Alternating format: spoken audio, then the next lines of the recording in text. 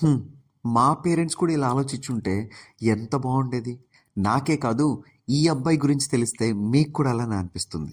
Already మీ అందరికీ తెలుసు, holistic therapies నేర్చుకోవడానికి నేను ఇండోనేషియా వెళ్ళాను. అక్కడ ఈ స్టూడెంట్ని, గ్రాడ్యుయేషన్ కంప్లీట్ అయిన స్టూడెంట్ని కలిశాను. ఈ అబ్బాయి స్టోరీ చాలా ఇంట్రెస్టింగ్గా ఉంటుంది, వినండి.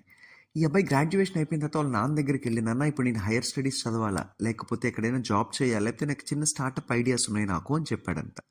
అన్న వెంటనే వాళ్ళ నాన్న ఏమన్నాడంటే, అరే ఇప్పుడే కదా గ్రాడ్యుయేషన్ అయింది, అంత తొందర ఎందుకు, ఫస్ట్ లైఫ్ని ప్రపంచాన్ని రెండింటినీ కలిపి చూడడానికి ట్రై చేయన్నాడంట.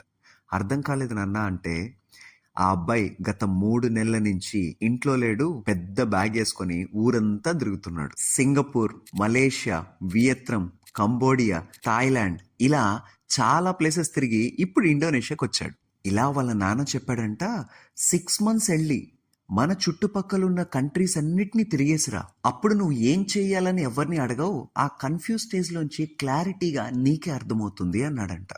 ఆ అబ్బాయితో కలిసినప్పుడు ఫోన్లో ఛార్జింగ్ లేక కనీసం ఒక ఫోటో కానీ వీడియో కానీ తీయలేకపోయాను. Real I missed it. ఈ పేరెంటింగ్ స్టైల్ నిజంగా నాకు చాలా బాగా అనిపించింది. మీకు ఎలా అనిపించిందో కింద కామెంట్ చేయండి. ఈ వీడియో ఎవరికి షేర్ చేయాలో మీకు బాగా తెలుసు.